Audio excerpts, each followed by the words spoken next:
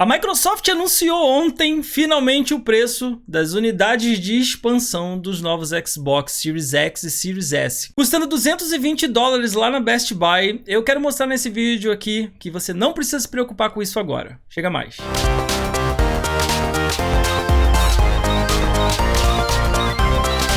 Salve galerinha do YouTube! Tudo bem com vocês? Rani aqui, é nóis! Finalmente, mais uma coisa foi revelada sobre os novos Xbox Series X e Series X, o preço dos cartuchos de expansão de memória desses videogames. Como a gente sabe, a Microsoft criou cartuchos de expansão para poder expandir a memória interna do SSD que vem nos videogames, né? Esses cartuchos eles vão ter 1 TB de armazenamento e eles podem ser usados para expandir a memória interna diretamente, sem você ter que precisar mover um jogo ou um aplicativo de uma memória para outra para você poder jogar. Você coloca esse cartucho lá e ele vai agregar mais memória ao seu sistema. Essa notícia chegou na hora que a galera estava se questionando quanto é que iria custar essa tecnologia nova, porque os cartuchos são customizados, eles são feitos em parceria com a Seagate, né? E a galera já tava meio assim que pensando, nossa, se para um computador, um dispositivo SSD NVMe já é caro, como é que não vai ser para um videogame, né? Dito e feito, o bagulho saiu caro. Mas aqui eu vou tentar esclarecer por que isso tá caro agora e por que você não deve se preocupar com isso nesse momento, porque lá na frente isso vai ficar realmente irrelevante e fatalmente vai ser um valor mais barato. Bom, primeiro de tudo, o preço elevado, né, dos cartuchos de expansão tem dois motivos. Um, que eles precisam customizar o SSD para que ele se adeque às novas tecnologias que vão vir nos videogames novos. Para falar assim superficialmente, o Xbox Velocity Architecture, para falar por alto, né? Eles tiveram que formatar e customizar o SSD porque eles queriam que fosse uma coisa friendly user, ou seja, fácil para o usuário poder expandir, sabe? Você tirar um cartucho e colocar é muito mais prático do que você ter que abrir um videogame, tirar o módulo, colocar lá dentro. Outro fator que o SSD é caro é a mudança de tecnologia. A gente está no meio de uma mudança de tecnologias, exatamente no meio. Você que é novo aí, tem uns 10 anos atrás, a gente não usava SSDs com chips, né? A gente usava uns dispositivos parecido com esse aqui. Parecido não, igual. Dentro do seu Xbox One S, dentro do seu Xbox One X, dentro do seu Xbox Fat 360, a gente tem um dispositivo igual esse aqui. Isso aqui é um HDD, Hard Drive Disk. Por que disk? Porque aqui dentro tem sim um disco de cobre revestido com substrato magnético e uma agulha que faz a leitura dos dados. Esse dispositivo aqui, ele é mecânico. Então a gente está limitado à inércia do acesso mecânico dos dados aqui dentro. Hoje, isso aqui está sendo substituído por dispositivos como esse daqui, o SSD. Esse aqui eu tenho só a caixa dele, mas por aqui vocês podem ver como é que ele é. Esse aqui é um dispositivo NVMe geração 4 pra gente usar no computador. Isso aqui tem 1 TB, é um negocinho pequenininho assim, quando você pega na mão e compara com um desse aqui, por exemplo, de 500 GB, você fala assim, caraca, onde é que a gente chegou, né? Esse dispositivo aqui, ele é muito mais rápido do que esse dispositivo aqui. Esse dispositivo aqui normalmente tem uma velocidade de acesso, pasmem, que varia de 50 megabytes por segundo a mais ou menos 112 megabytes por segundo. Enquanto que um dispositivo desse daqui, ele tem uma taxa de transferência, olha aqui, ó, de 3.470 megabytes por segundo. Ou seja, eu não sei nem calcular quantas vezes esse aqui é mais rápido do que esse. A mudança de tecnologia está acontecendo exatamente agora. As fabricantes estão parando de fabricar isso aqui e investir nisso daqui. Só que, enquanto não tiver plenamente no mercado dispositivos como esse e essa tecnologia se tornar padrão, ela ainda vai ser cara. Quem conhece SSD sabe que no início, quando a gente tinha SSD para computador, por exemplo, a gente pagava muito caro por poucos megabytes. Um HD, por exemplo, de 64 megabytes era o dobro do valor desse daqui. A galera colocava no computador para poder acelerar o carregamento do Windows, né? Nem instalava nada. Hoje em dia não, hoje em dia a gente consegue comprar 1 TB aí de SSD e colocar no sistema e substituir todos os HDs do seu computador, se for o caso. Com a mudança da tecnologia, claro, a gente está pagando um preço por isso, né? Enquanto não mudar toda a tecnologia, enquanto não se padronizar, todos os dispositivos eles vão ser caros. Esse aqui é um exemplo clássico disso. Por exemplo, esse dispositivo NVMe aqui, por exemplo, para PC, ele não custa menos de R$1.500. Se você for procurar aí, no mercado cinza você até encontra, mas se você for comprar numa revenda oficial, você vai pagar mais de R$1.500 num dispositivo desse daqui. Isso porque a vantagem dele, ele é extremamente rápido, muito mais rápido do que esse aqui. Ele tem uma segurança de dados muito maior, encriptação de dados e tudo mais, e a gente não tem a lentidão do acesso, né? Além do que, esse tipo de dispositivo aqui, ele acessa os dados e grava ao mesmo tempo pela tecnologia dele, né? A NVMe permite isso. No barramento PCI Express 4.0, por exemplo, a gente consegue gravar e ler ao mesmo tempo, coisa que esse aqui não dá para fazer porque nós estamos limitados à mecânica da agulha que acessa os dados aqui dentro, né? Quando você está fazendo uma leitura, ela está numa posição e você pede para gravar, ela tem que ir para outra posição para fazer a gravação, ela interrompe a leitura, então ela não consegue gravar e ler ao mesmo tempo nesse tipo de disco aqui. Já nesse daqui a gente consegue. Então isso está embarcado nos novos Xbox e nos novos consoles da próxima geração. Isso é um dos motivos também porque a gente não pode usar um HD externo para poder jogar os jogos dos novos Xbox. Por que eles não funcionam na nova arquitetura Velocity do Xbox? Justamente porque eles não têm uma dessas características, que é a extrema velocidade e a capacidade de salvar um dado enquanto está gravando o outro, né? O preço elevado também leva em conta a qualidade dos chips utilizados nos SSDs.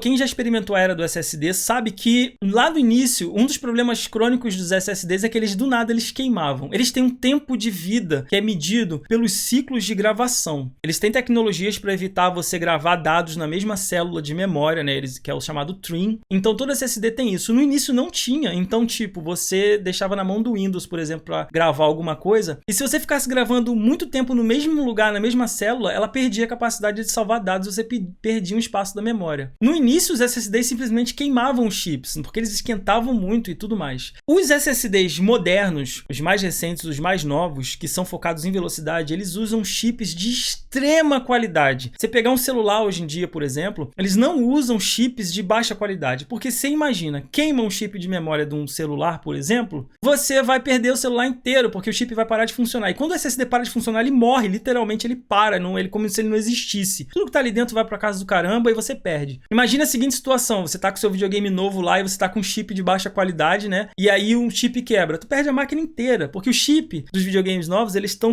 guardados dentro, eles estão montados dentro do videogame. Eles não são um dispositivo que você remove e coloca como é no computador. Então eles estão usando dispositivos de extrema qualidade. É por isso que os chips desses dispositivos são caros. E isso justifica também o valor elevado por causa dessa tecnologia. Agora falando da abordagem de por que a Microsoft preferiu fazer um cartão de memória externo, né? A gente sabe que os SSDs de computador, eles são assim, né? A gente mesmo abre lá, coloca tudo certo, né? Só que eles quiseram fazer uma coisa que fosse mais fácil para o usuário, tirar e colocar o dispositivo ali para a pessoa poder expandir a memória. E com isso, eles entraram numa parceria com a Seagate, que é uma das maiores fabricantes de discos rígidos do mundo. E eles reformataram o padrão NVMe PCI Express 4.0 para um formato de cartuchinho. É exatamente esse tipo de dispositivo que está aqui, só que no formato de cartão. Isso elevou também o custo, né? A praticidade elevou o custo. Ali dentro a gente tem um slot customizado pela Microsoft e pela Seagate, em que você tem ali a porta para conectar o dispositivo. A priori, esse dispositivo, ele foi feito com a Seagate, mas ele não vai ser um dispositivo fechado, ou seja, outros fabricantes no futuro vão poder fazer o dispositivo. A diferença é que a Seagate faz os que a Xbox e a Microsoft vão vender, mas no futuro a tecnologia ela está aberta. Então uma SanDisk, uma Western Digital, uma Samsung, eles vão poder produzir os cartuchos para colocar ali. Mesmo porque a Microsoft está agora com uma filosofia diferente para os dispositivos periféricos para Xbox, que é licenciar dos outros fabricantes, né? Hoje em dia ela não fabrica mais volante, não fabrica mais fone, ela chega lá numa Turtlebit, bota um selinho lá e fala assim, é boa para Xbox. Ela pega um volantinho aí da Logitech, põe um selinho lá e fala assim, ok para jogar no Xbox. Então, tipo, passa por testes, etc, né? E fala, não, beleza, esse dispositivo aí tá ok para usar com o Xbox. Então, esses cartuchos, eles no futuro, eles vão ficar mais baratos, porque os outros fabricantes vão fazer, isso vai baixar o preço, na verdade. Os SSDs são customizados porque eles são exatamente iguais às memórias que estão dentro do Xbox Series S e Series X. A tecnologia Xbox Velocity Architecture, ela exige que o hardware seja exatamente aquele para poder funcionar. Por que isso? Eu vou falar agora da vantagem de ser dessa forma. Outra vantagem perante o concorrente. O concorrente, no caso o PlayStation 5, criou um SSD que é muito complexo e que só eles podem fazer. A Sony já falou que o PlayStation vai poder expandir a memória dele com dispositivos NVMe como esse daqui. Porém, os dispositivos não têm a mesma tecnologia. Logo, você não vai poder usar os dispositivos para jogar os jogos do PlayStation 5. Você vai usar para expandir apenas para você ter mais espaço para salvar o seu dispositivo. Quando você for jogar, você vai ter que migrar de um para o outro. Agora pensa na situação, a Microsoft inventou um esquema nos videogames dela que o próprio cartucho ele pode ser utilizado para jogar. Você não vai ter que ficar movendo nada, entendeu? Você instalou ali no cartucho de expansão, o jogo vai rodar,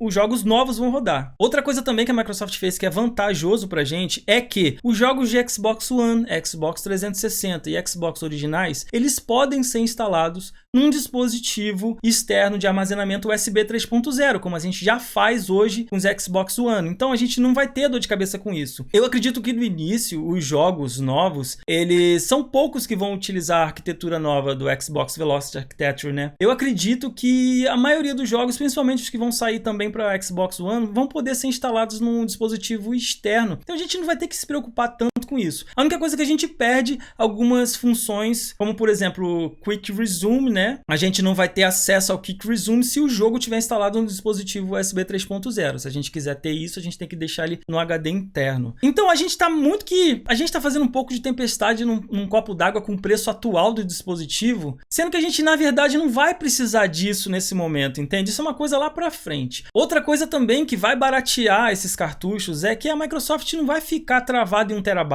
Fatalmente ela vai fazer versões mais baratas de 500 GB, por exemplo. Isso vai baratear pra gente. Às vezes subir só 500 GB já vai ajudar pra gente, né? Eu sou um cara, por exemplo, que não instalo tudo no HD interno. Eu só instalo no HD interno aquilo que eu tô jogando no momento. Quando eu termino de jogar, ou é uma coisa que eu vou deixar encostada pra jogar depois, eu movo ele pro dispositivo externo. Eu já faço isso no meu Xbox One. Meu HD interno nunca ficou lotado de jogo. Eu não faço isso, esse tipo de coisa. Eu só instalo ali o que eu vou realmente jogar. E eu acho que eu vou fazer mais ainda isso com os videogames novos quando eles chegarem, né? Eu não vou ficar usando só a memória interna, porque eu posso voltar no jogo quando eu quiser, pausar o jogo, trocar de jogo. Eu não vou ficar fazendo isso. A gente não faz isso na real hoje em dia.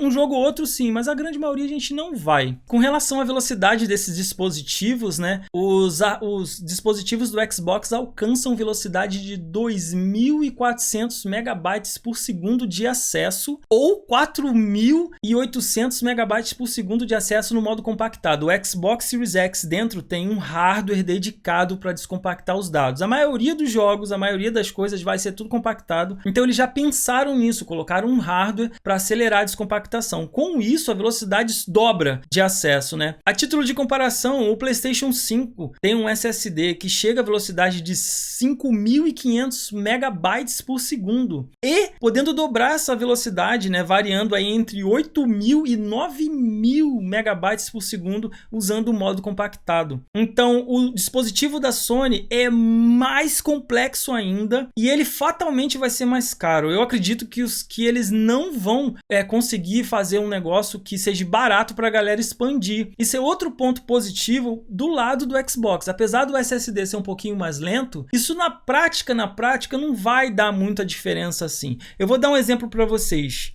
Esse SSD aqui que eu tenho no meu PC, ele alcança 3.470 megabytes por segundo. E tipo, eu não vejo diferença do loading de um jogo ou algo do tipo desse SSD aqui para um outro SSD M2 que eu tenho ali que tem um acesso de 2.200 megabytes por segundo. Para mim, na prática, funciona da mesma forma. Eu não sinto tanta diferença assim. Eu acho que nos videogames vai ser a mesma coisa, entendeu? Eu acho que os caras do lado da Sony gastaram dinheiro pra caraca no SSD e na prática, a gente não vai sentir tanta diferença assim. O load de um jogo no PlayStation 5 vai ser tipo 3 segundos mais rápido do que no Xbox Series X. Na prática, não vai fazer tanta diferença se a gente levar em consideração que a gente já vê no PC, por exemplo. E o Xbox Series X tem a vantagem de você poder trocar muito fácil ali. É só tirar o cartucho, colocar outro e acabou. Você não tem que abrir o videogame, você não tem que colocar um dispositivo NVMe padrão que não é compatível com os jogos, que você vai ter que mover o que está dentro dele para dentro do SSD customizado da Sony. Pare e pensa um pouquinho para você ver a vantagem que é ter esse cartucho separado. E por que ele não ser tão rápido facilitou esse surgimento desse cartucho. Também outros fabricantes vão poder fazer, e eles vão fazer versões com menor tamanho para ser mais barato barato, né? É uma facada do caramba, mas é o preço que a gente está pagando por uma transição de tecnologia, por tecnologia customizada, por tecnologia de altíssima precisão para não ter erro, para não estragar, não acabar do nada, assim, não parar de funcionar igual eram os SSDs antigos. E eu acho que com o tempo isso vai baratear, beleza? Bom, é isso, galera. Se vocês têm alguma dúvida sobre isso, deixa aí nos comentários pra gente conversar. Adoro conversar com vocês. Vocês sabem que tá dando bom pra caramba a gente conversar esse tipo de coisa aqui. Eu particularmente achei caro. Eu não vou comprar um cartucho desse nem ferrando no início. Agora eu vou esperar baratear bastante. Eu sei que vai baratear justamente pelos fatores de que ele não vai ser feito só pela Seagate. No futuro ele vai ser feito por outros também. A gente tem também como conseguir importando, mercado cinza e etc. No início a gente trabalha instalando só os jogos mesmo que precisa desse SSD para funcionar no console. E a gente vai fazendo a dança das cadeiras com a memória externa, né? Que graças a Deus a gente vai poder usar pelo menos para os jogos das gerações passadas de videogame, beleza? Então é isso, galera. Espero que vocês tenham gostado do vídeo. Rani aqui. Até o próximo vídeo. Fui!